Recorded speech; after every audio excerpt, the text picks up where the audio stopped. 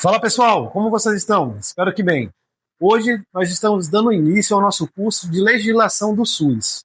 Na aula de hoje nós vamos estudar sobre a história da saúde pública do Brasil. Bora lá?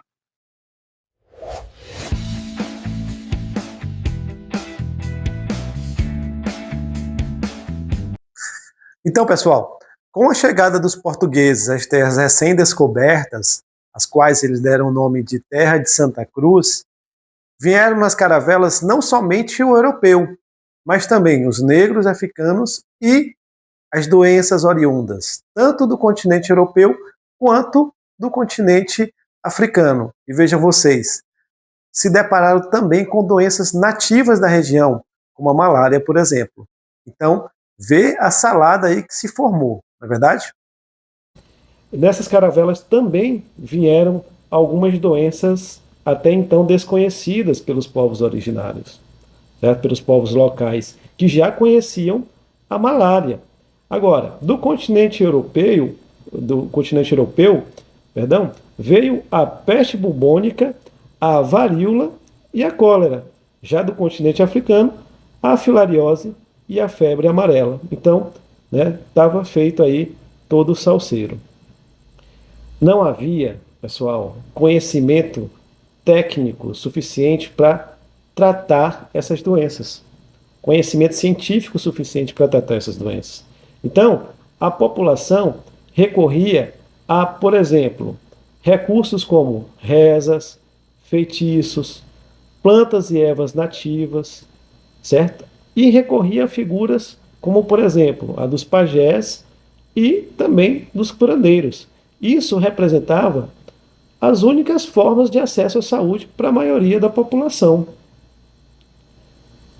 Até que em 1943, perdão, em 1543, foi fundado na capitania de São Vicente a primeira Santa Casa de Misericórdia. A primeira Santa Casa de Misericórdia. Essas casas de misericórdia, elas eram ligadas à Igreja Católica. A Igreja Católica. Então, a Igreja Católica administrava essas casas que fornecia serviços de saúde, disponibilizava serviços de saúde para a população. 6 anos depois, em 1549, foi fundada uma outra casa de misericórdia, uma segunda casa de misericórdia, só que agora em Salvador. Mesmo assim, mesmo com o surgimento dessas santas casas de misericórdia, o cenário da saúde no Brasil, na colônia, né, no Brasil colônia, ainda era muito ruim, era desolador. As pessoas que compunham a mão de obra, elas morriam ao léu, certo? Elas morriam sem assistência, sem uma assistência mínima, certo?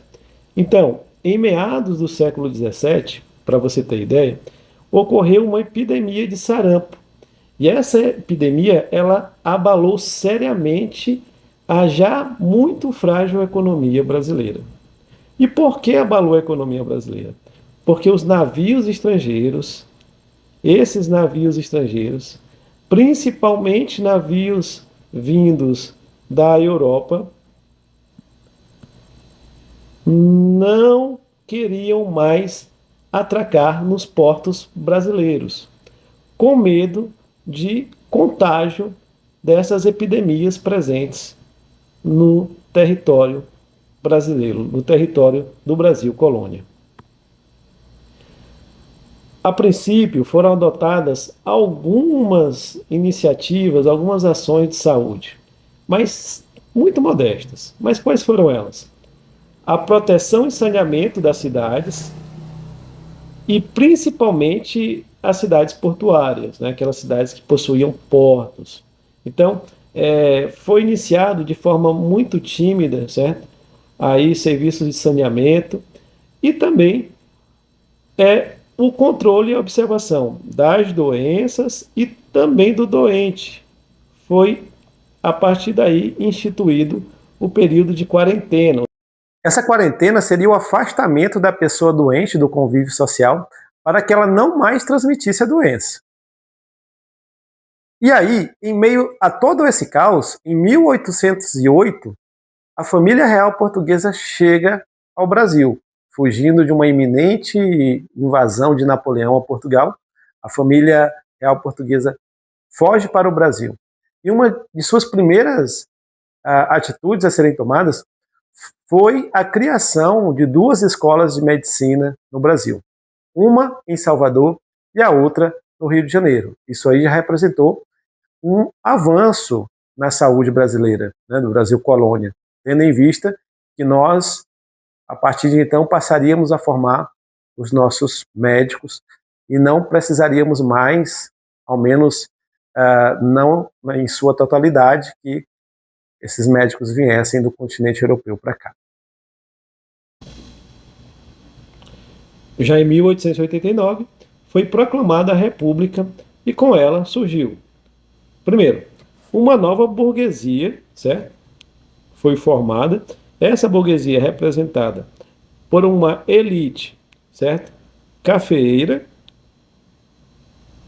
uma elite cafeeira. Também houve o início da industrialização em algumas cidades, como por exemplo Rio de Janeiro e São Paulo. Uma nova leva de vinda de imigrantes europeus para o Brasil, a fim de trabalhar nas indústrias e também na lavoura. A migração de pessoas do campo para as cidades, foi um fenômeno observado durante esse período, e todo esse contexto fez com que o governo brasileiro passasse a se preocupar em proporcionar melhores serviços de saúde a essa nova configuração populacional que se formava. Mas isso ainda de forma muito precária. É importante ressaltar que os serviços de saúde ainda estavam muito distante da grande maioria da população brasileira até então. Em 2003, o Dr. Oswaldo Cruz assumiu a Diretoria Geral de Saúde Pública, cargo hoje que seria equivalente ao cargo de Ministro da Saúde. O principal desafio era combater os surtos epidêmicos que atingiam o Rio de Janeiro, como a peste bubônica, a febre amarela e a varíola. Nesse contexto, nasceu um código sanitário que previa a desinfecção, inclusive domiciliar, ou seja, agentes públicos entravam nos domicílios para desinfectar aquele domicílio considerado, né, portador de algum desses males. O arrasamento de edificações, ou seja, a destruição, né, de edificações que eram consideradas nocivas à saúde pública, passou a ocorrer também a notificação permanente de casos de febre amarela, varíola e peste bubônica, e também houve a atuação da polícia sanitária, o que caracterizava esse modelo como um modelo campanista bélico. Esse modelo campanhista bélico ficou assim conhecido devido à grande imposição da força, ou seja, do poder do Estado, de entrar na casa das pessoas, detetizar as casas, derrubar edificações quando necessárias e até mesmo vacinar as pessoas de forma obrigatória, contra a sua vontade. Tudo isso gerou um grande descontentamento entre a população, o que acabou desencadeando na cidade do Rio de Janeiro, o que ficou conhecido como a revolta da vacina. Em 1904, então, a população de fato se rebela contra essa política impositiva de Oswaldo Cruz, contra a obrigatoriedade da vacina, certo? E contra todas as imposições instituídas por esse modelo sanitário. Você pode observar na charge que a população da cidade do Rio de Janeiro realmente tomou as ruas, certo? E promoveu aí cenas de conflito contra o poder público. Então, em 1923, né, é criado o Departamento Nacional de Saúde, ligado ao Ministério da Justiça, né? Você percebe aí que a saúde ela ainda se encontra em segundo plano, né? Você pode perceber que ela está vinculada a um ministério, certo? Que é o Ministério da Justiça, né? Então mostra, certo, que a saúde ainda ela não é tida como uma prioridade de fato. Em meio a tudo isso, explodiam no Brasil, principalmente nas principais cidades, vários movimentos populares que demonstravam descontentamento com os rumos pelos quais o Brasil estava seguindo. Havia movimentos anarquistas, havia movimentos comunistas, e em meio a tudo isso, como uma forma de tentar responder aos anseios da população, o deputado Eloy Chaves institui as caixas de aposentadoria e pensão, os CAPs, ficou conhecido como CAPs. Pessoal, essas caixas de aposentadoria e pensão, a lei Eloy Chaves, que institui essas caixas de aposentadoria e pensão, é considerada o marco inicial da Previdência Social no Brasil. Essas CAPs, as caixas de aposentadoria e pensão, elas representavam algumas empresas, certo? Como, por exemplo, empresas dos ferroviários, ou seja, esses ferroviários, certo? Os empregados no CAPS, essas caixas de aposentadoria e pensão eram financiadas pelos empregados dessas empresas e também financiadas pelo patronato, ou seja, pelos patrões, tá? Então, é considerado como um marco inicial da Previdência Social do Brasil, certo? E esses CAPs garantia direito à aposentadoria e também garantia assistência à saúde. Pessoal, o governo, nas caixas de aposentadoria e pensão, ele não participava nem da gestão e nem do financiamento. Aí, em 1930, certo? Foi criado o Ministério da Educação e Saúde Pública e também foi criado o Ministério do Trabalho, Indústria e Comércio.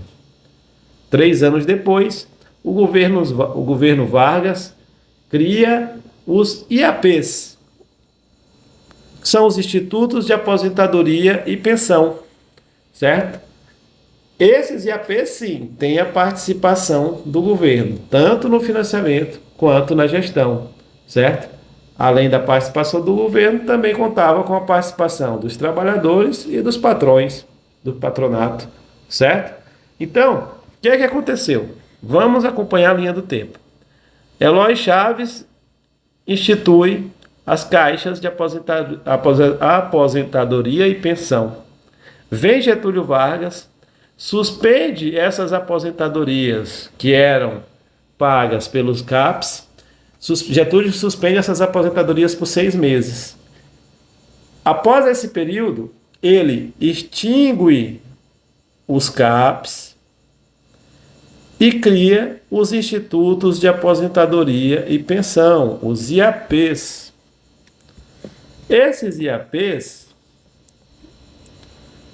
IAPs, pessoal, eles têm algumas diferenças com relação das caixas de aposentadoria e pensão.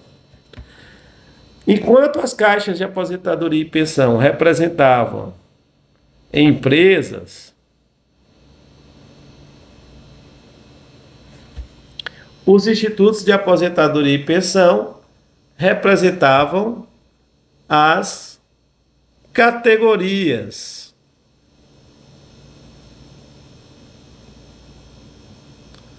As categorias profissionais. Enquanto o CAPS era financiado pelos empregados e pelos patrões,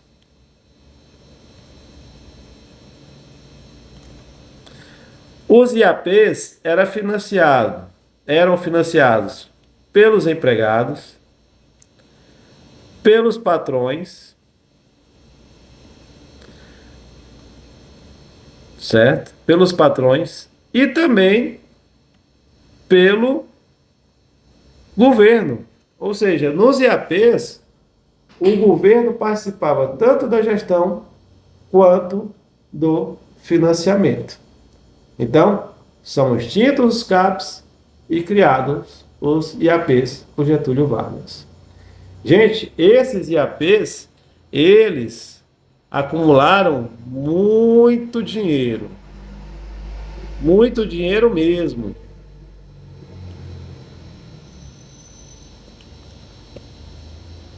E agora, esse dinheiro estava sendo administrado pelo governo. Beleza? Dando prosseguimento, em 1937 foi criado o Conselho Nacional de Saúde, que nós, daqui a pouco, vamos falar mais a respeito dos conselhos de saúde. Dando prosseguimento à linha do tempo, em 1942 foi criado o SESP, Serviço Especial de Saúde Pública. Gente, o SESP, esse serviço foi criado a partir de um acordo do governo brasileiro com o governo norte-americano, ou seja, o governo dos Estados Unidos. E esse serviço deveria atuar, certo, no saneamento e na assistência médica em regiões estratégicas do Brasil, como na Amazônia e no Vale do Rio Doce. Aí você fala, nossa, como os Estados Unidos é bonzinho, né? Financiando um serviço de saúde para o Brasil. Não, pessoal, não é que os Estados Unidos sejam bonzinhos. Isso aconteceu em meio à Segunda Guerra Mundial. E o que acontece? Os Estados Unidos, antes de entrar na Segunda Guerra Mundial, certo? Os Estados Unidos só entra na Segunda Guerra Mundial após o ocorrido em Pearl Harbor, né? Acho que vocês já assistiram o filme Pearl Harbor. O Japão ataca, certo, a base naval dos Estados Unidos, e aí os Estados Unidos entram na Segunda Guerra. Antes disso, os Estados Unidos estavam vendendo armas para a Europa e ganhando muito dinheiro com isso. Só que para fabricar essas armas, certo, os Estados Unidos precisavam da borracha que eram extraídas, certo, pelos nossos seringueiros. E era justamente por isso, foi justamente por isso que os Estados Unidos ajudou a financiar a criação do SESP para proteger a saúde desses seringueiros, para que esses seringueiros não caíssem doentes pela malária, pela hanseníase ou por qualquer outro tipo de enfermidade que os impedisse de trabalhar, que os impedisse de produzir a borracha da qual eles tanto precisavam.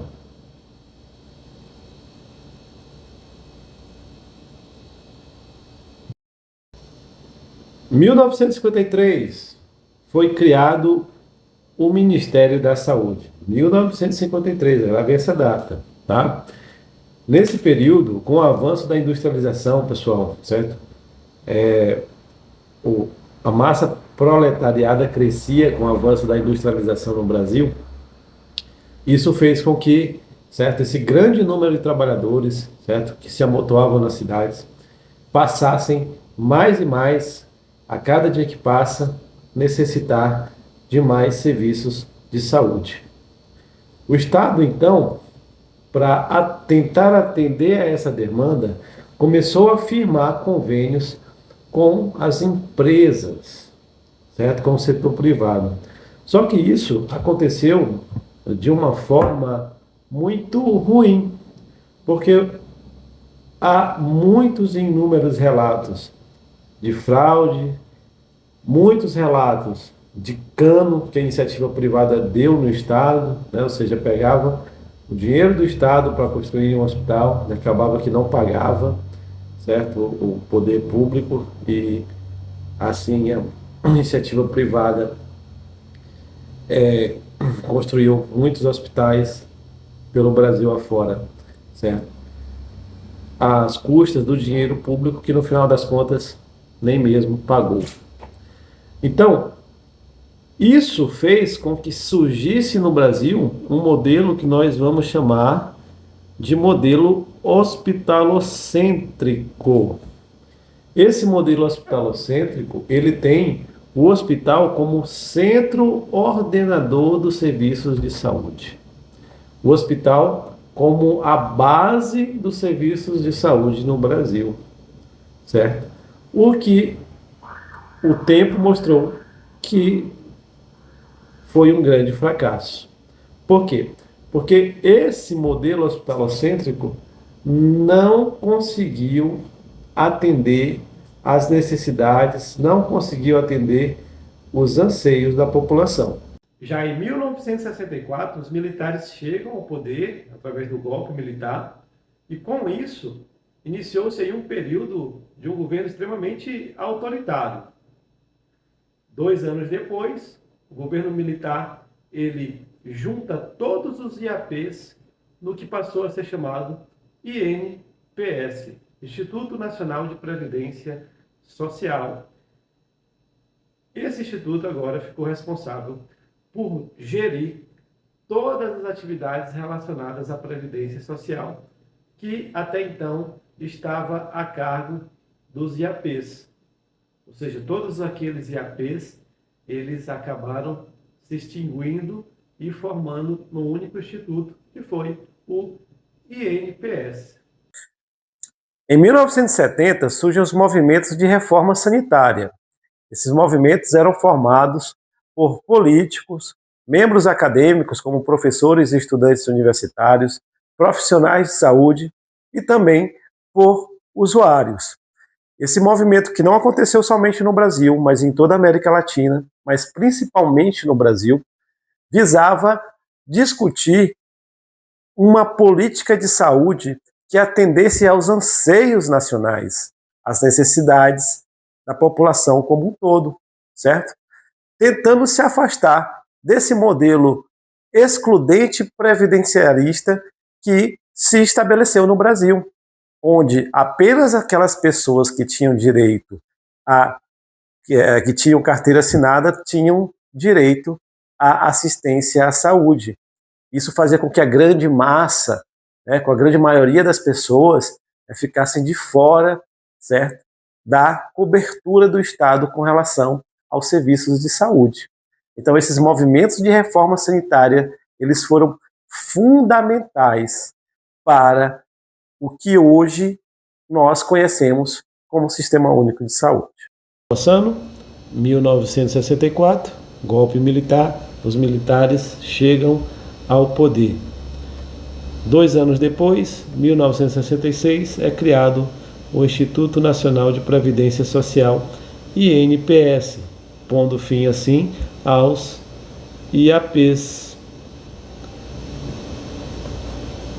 Já em 1970 surgem os movimentos de reforma sanitária, que vão ser, como eu falei agora há pouco, importantíssimos, vão ser protagonistas na construção do Sistema Único de Saúde. Então, a década de 70, ela foi marcada por grandes e inúmeros protestos, pressões, certo? Para que se instituísse uma política de saúde que trouxessem transformações concretas do cenário atual. Em 74, foi criado o Fundo de Apoio ao Desenvolvimento Social, que distribuiu mais recursos, mais investimentos no setor hospitalar. Como nós sabemos, a construção de hospitais, essa política de financiamento de construção de hospitais foi um fracasso.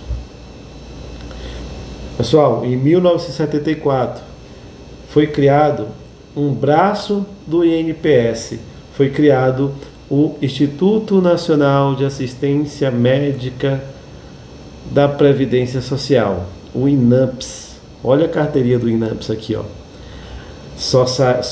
As pessoas só saíam de casa, aquelas pessoas que eram trabalhadores com carteira assinada, só saíam de casa com a carteirinha do INAMPS. Porque se tivesse algum problema de saúde e tivessem que ir para o hospital, eles teriam que apresentar essa carteirinha mostrando que eles tinham direito a serviços de saúde gratuitos, né? Muitas vezes nem gratuitos eram.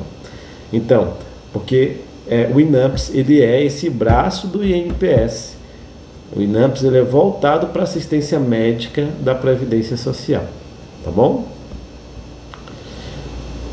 Agora, 1978 aconteceu a Conferência Internacional de Alma-Ata. Pessoal, essa conferência de Alma-Ata é uma cidade onde hoje é o Cazaquistão. Ela foi uma conferência importantíssima, porque nessa conferência se discutiu temas como a participação comunitária, ou seja, a participação da comunidade, tanto na gestão quanto no controle dos serviços de saúde, a cooperação entre os diferentes setores da sociedade na construção de um sistema de saúde que atendesse aos anseios da população, a ênfase nos cuidados primários. Olha aqui, isso aqui é o contraponto ao modelo hospitalocêntrico, ou seja, a ênfase nos cuidados primários de saúde, em atividades de prevenção, em atividades de promoção da saúde, e não mais o modelo hospitalocêntrico, que era um modelo curativista, ou seja, que buscava unicamente a cura, não trabalhava aspectos de prevenção e de promoção da saúde. Certo? E essa conferência também, além de tudo isso, fez forte oposição à privatização e à mercantilização da medicina sob o comando da Previdência Social. Porque os serviços de saúde sujeitos à Previdência Social são serviços de saúde que não são estendidos a todos. É um serviço de saúde que não é universal, como hoje nós temos o SUS, que é universal, certo? Quando os serviços de saúde eles atendiam os interesses da Previdência Social, eles tinham como meta apenas tratar as doenças do trabalhador, para que esse não faltasse ao serviço, não comprometesse a produção industrial. Entenderam? Nessa mesma conferência também passou-se a abordar o conceito de saúde de uma forma mais ampla. Veja bem, antes se falava que saúde seria a ausência de doença. Seria não doença.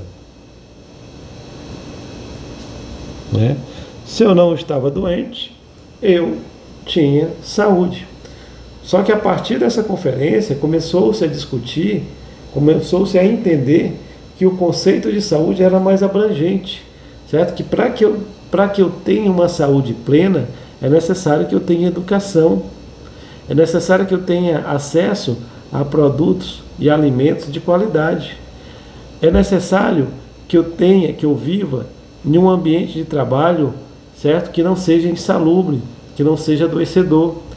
É necessário que eu tenha condições de vida e de trabalho dignas. É necessário que eu não sofra com o desemprego, né? Que eu tenha acesso a água e esgoto, certo? E que eu tenha acesso também a serviços de saúde e habitação. Então, tudo isso e muito mais, nós chamamos de fatores condicionantes da saúde, ou seja, aqui nós estamos falando de saúde em um conceito amplo. Saúde em um conceito amplo. E não mais em um conceito simplista, certo? De que saúde é a ausência de doenças. Em 1983 foi instituídas as ações integradas de saúde, que foi um passo importantíssimo para que mais adiante venha a ser o processo de universalização do atendimento do serviço, nos serviços de saúde. Em 1986, 3 anos depois, ocorreu a oitava Conferência Nacional de Saúde, que foi marcada pela ampla participação popular, pela ampla participação da sociedade civil organizada. Suas propostas embasaram a criação do SUS na Constituição de 1988. Tal foi a importância da oitava Conferência Nacional de Saúde. Aqui tem uma pegadinha nas provas para concurso, que algumas questões afirmam que o SUS foi criado na oitava Conferência Nacional de Saúde. Pessoal, essa informação ela não é verdadeira, tá? O SUS ele é criado com a promulgação da Constituição de 88, tá bom? Então, em 1987 é constituído o Sistema Único e Descentralizado de Saúde, o SUDES, que foi um predecessor do SUS, certo? E em 88, um ano depois, é constituída, certo?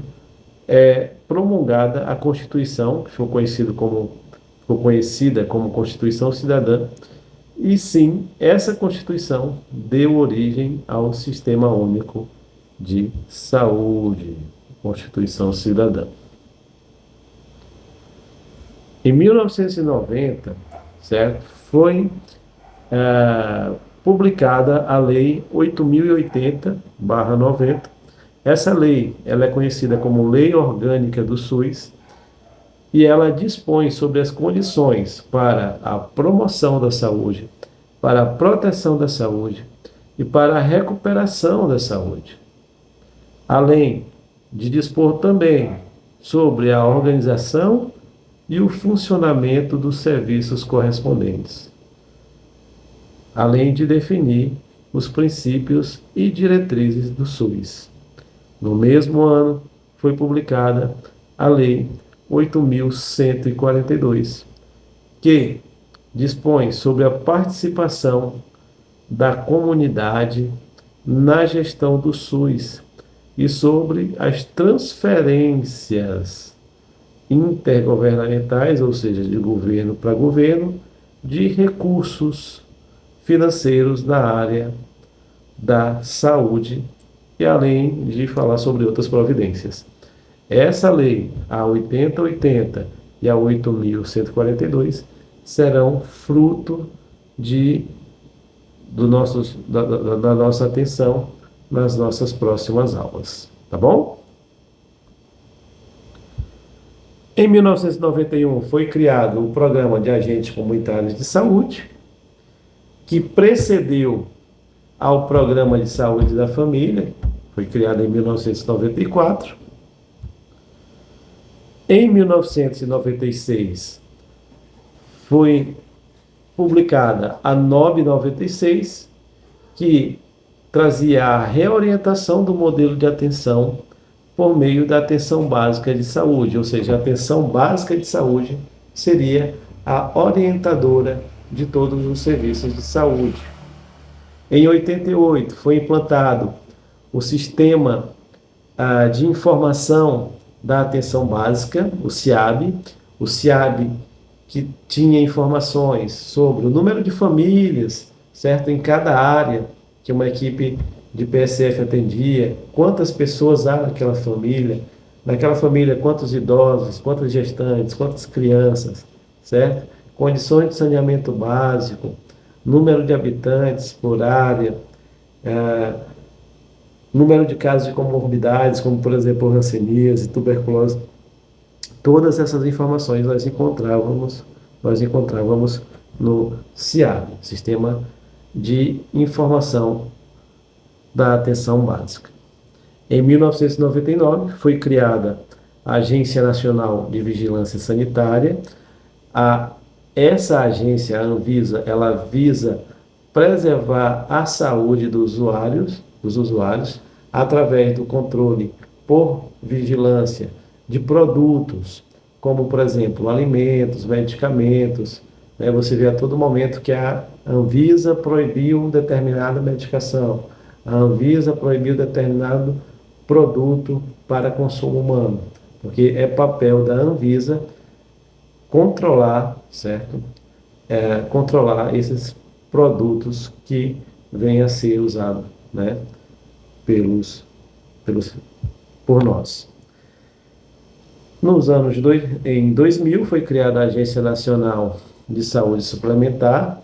Ela basicamente regula as relações dos planos de saúde com seus usuários, né? Ela protege os usuários, né? Com relação protege os usuários e os seus interesses com relação às questões dos planos de saúde, enfim.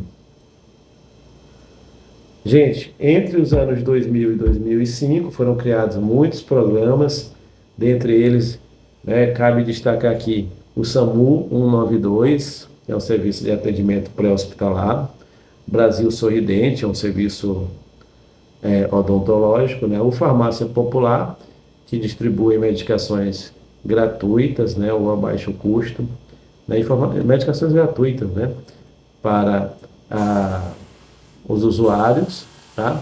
O Humaniza SUS, que é uma política transversal, que vem tentar melhorar condições como, por exemplo, as relacionadas à operacionalização do SUS, como passando por questões referentes à ambiência, certo?